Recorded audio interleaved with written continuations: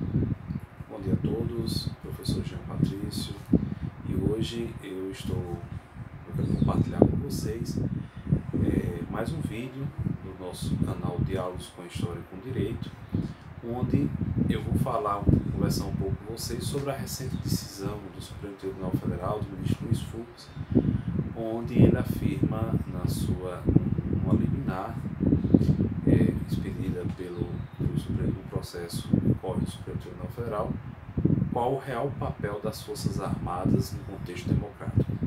E nessa liminar ele afirma que o Poder Judiciário,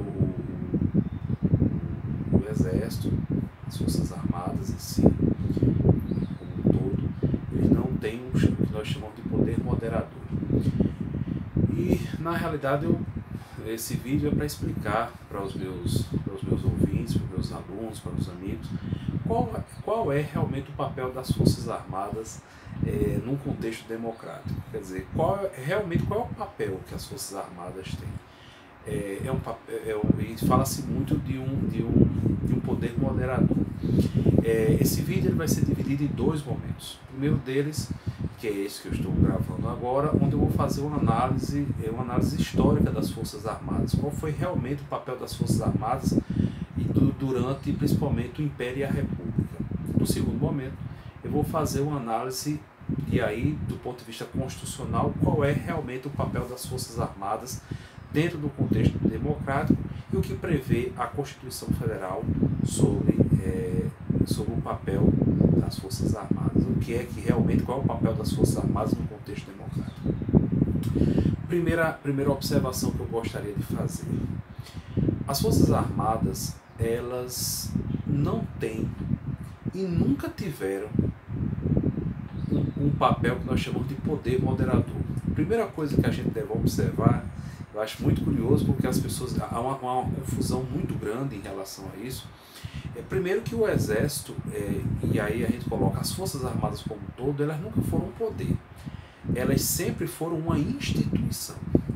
Então, falar de poder moderador em relação aos militares, vamos focar agora em relação ao Exército, vamos colocar assim, é um erro brutal, porque eles nunca tiveram, o Exército ele nunca foi um poder. Eles sempre foram uma instituição essa que adquiriu poder ao longo da história. Então, a primeira coisa que a gente deve observar é que falar de poder moderador, o Exército, as Forças Armadas, elas nunca constituíram um poder. Elas sempre foram uma instituição. Instituição essa que adquiriu um poder político ao longo da história. Então, os poderes são aqueles três constituídos: o Executivo, o Legislativo e o Judiciário. No Império, a gente tinha o chamado poder moderador, que era exercido pelo imperador. Então, mas a grande questão é essa: de onde surgiu essa história de poder moderador das Forças Armadas? E aí é muito importante falar da história das Forças Armadas. Como é que as Forças Armadas, e aí eu quero focar esse debate na questão do Exército. Onde é que surgiu? Como é que surgiu essa história de poder moderador? Veja, o Exército ele vai se caracterizar ele vai surgir como instituição a partir de 1865, com a chamada Guerra do Paraguai. Uma guerra em que o Brasil se envolveu ao lado da Argentina e do Uruguai para combater o Paraguai. Uma guerra que foi uma guerra muito importante para a América do Sul, que o Brasil ganhou. E a partir dessa guerra, o Exército ele vai surgir como a gente conhece hoje, como uma instituição que tem a questão da hierarquia. Isso é uma coisa muito forte dentro dos militares, a questão da disciplina, a questão da organicidade.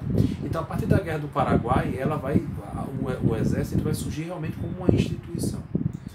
E aí, durante o Império, os militares eles vão passar a ter uma atuação, não só uma atuação normal, como militar mesmo, mas vão ter também uma atuação política muito intensa.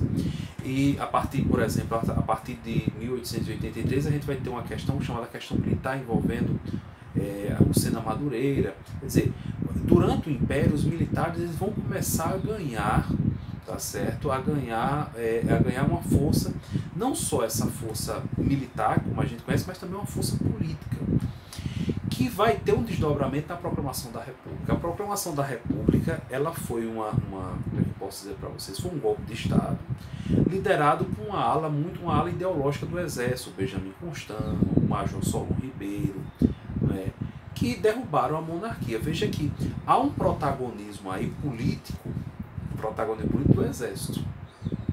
E é muito curioso, porque esse protagonismo político, quando você vai ter o advento da República, você vai ter duas forças em disputa.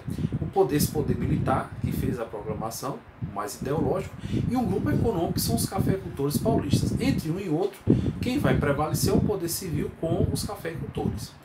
Durante a década de 20, tá, do século passado, ao que nós chamamos de baixa oficialidade do Exército, ou seja, os tenentes, eles vão ter um ativismo político também muito intenso, de contestação à chamada República do Café com Leite, ou República Velha. Tá? A partir de 30, eu acho que eu vejo claramente uma guinada em relação aos militares, que é a Era Vargas. O Vargas ele vai tomar posse também através de um golpe militar, chamada Revolução de 30, isso é um termo que hoje a gente hoje passa por uma revisão muito grande na história, mas na realidade você vai ter uma interferência, um golpe militar, onde o presidente vai ser deposto, que é o Washington Luiz, e você vai ter aí a ascensão de Vargas com um grupo de militares, inicialmente os tenentes, a baixa oficialidade do Exército. No outro momento você vai ter um outro grupo, não tão ideológico, um grupo mais pragmático, que é o Góes Monteiro, que é o ministro da Guerra, o Gaspar Dutra. Ou seja, o Vargas ele vai governar, mas ele vai sempre governar aí também com os militares.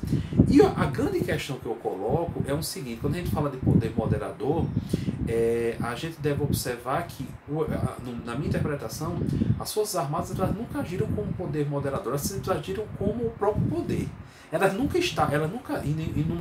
Nos vários momentos da história, elas nunca entraram e só num fato isolado, que mesmo assim é bem discutível, eu vou falar mais na frente, já é um fato um pouco mais recente, é um fato do século XX. As Forças Armadas elas nunca tiveram, vamos dizer, eu repito, essa moderação. A gente está ali para resolver ali algumas broncas dos poderes, a gente sendo convocado, a gente está ali para mediar, não. Eles sempre tiveram esse perfil de quê? Esse perfil de ser o próprio poder.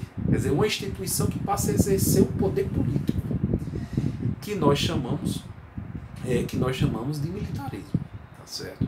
Então, historicamente, aí eu já estou chegando na Era Vargas, as Forças Armadas elas sempre tiveram essa conjunção, essa união do poder militar, ou em confronto com o poder civil, ou em conjunção com esse poder civil. Mas sempre os militares sempre tentando estar ali no patamar.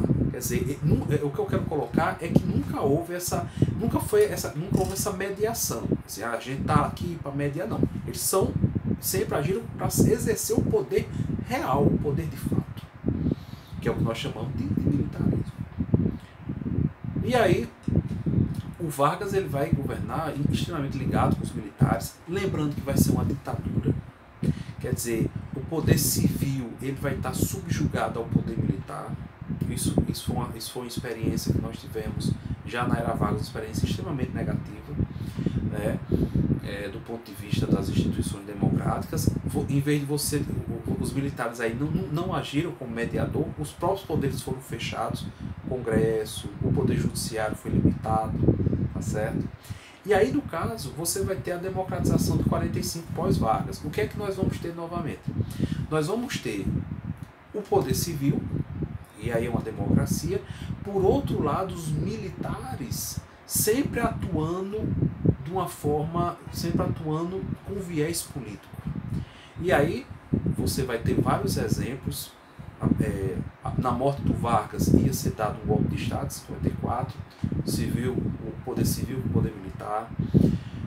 Você vai ter 64, onde você vai ter a união do poder civil e poder militar, e aí interessante, em 64, o poder civil pensou que poderia ser o protagonista, mas o protagonista foi os militares.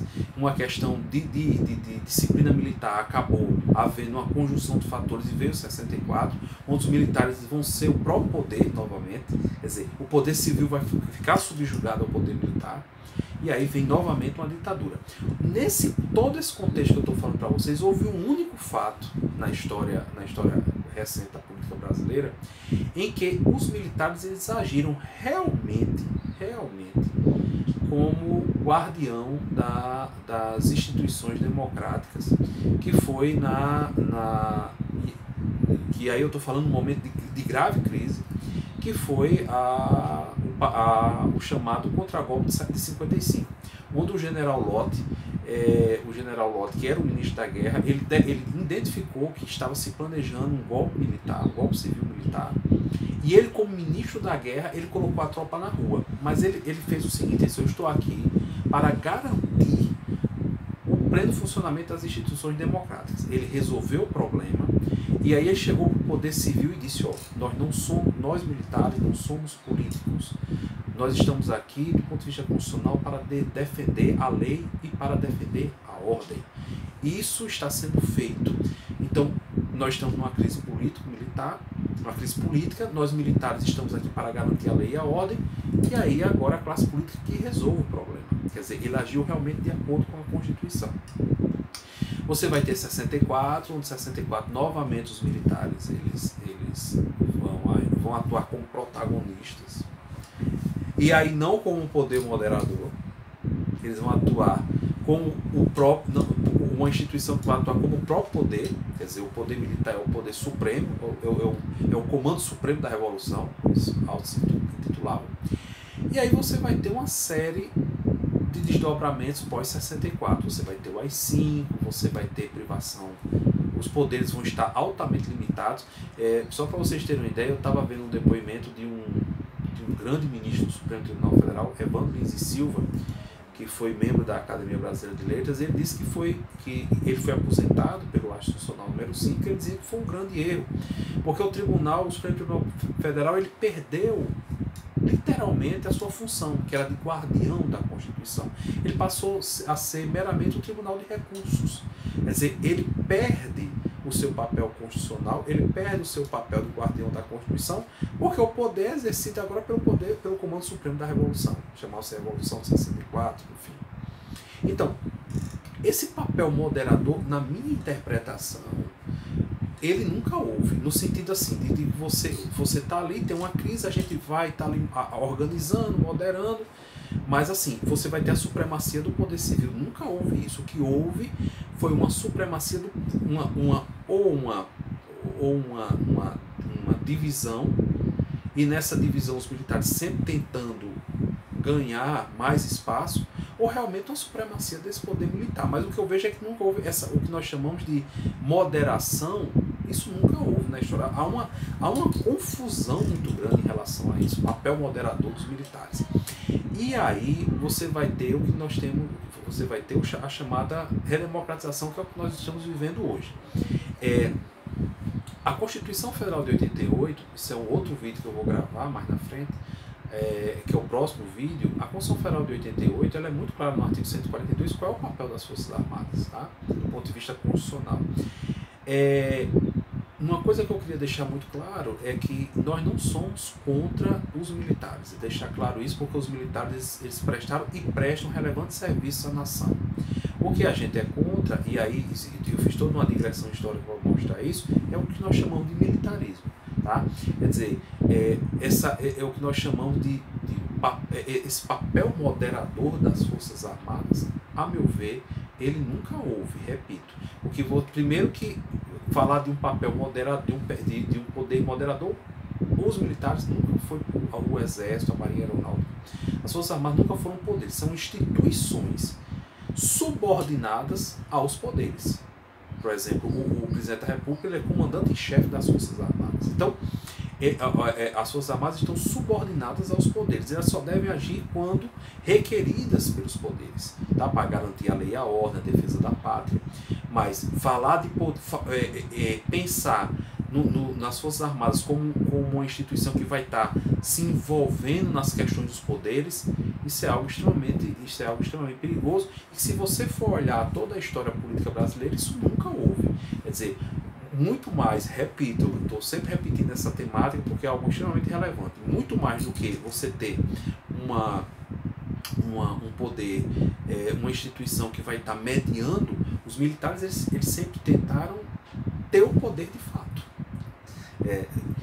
Num determinado momento, compartilhando com os civis, mas sempre tendo como objetivo ser o poder supremo, tá certo?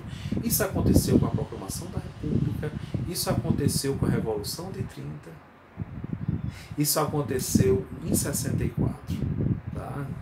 Isso dos vários momentos aqui da história pública brasileira. Então, para encerrar o vídeo,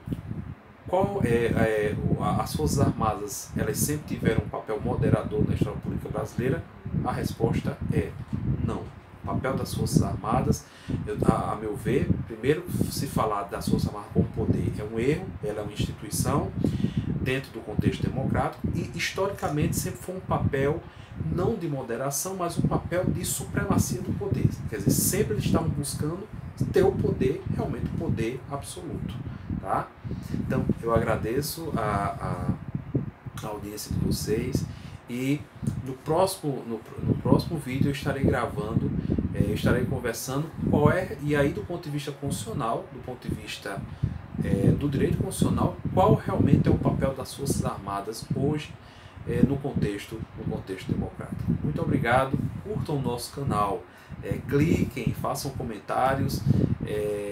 Esse canal ele é pensado realmente para vocês, para que vocês curtam, para que vocês assistam.